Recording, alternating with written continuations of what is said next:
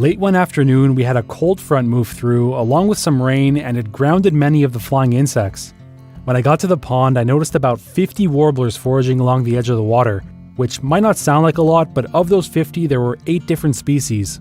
Bay-breasted, Blackburnian, yellow-rumped, Nashville, black-throated blue, black-throated green, chestnut-sided, and northern parula.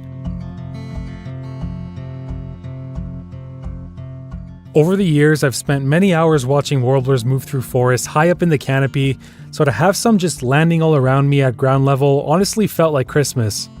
Hopefully this is a good sign of things to come for the rest of migration.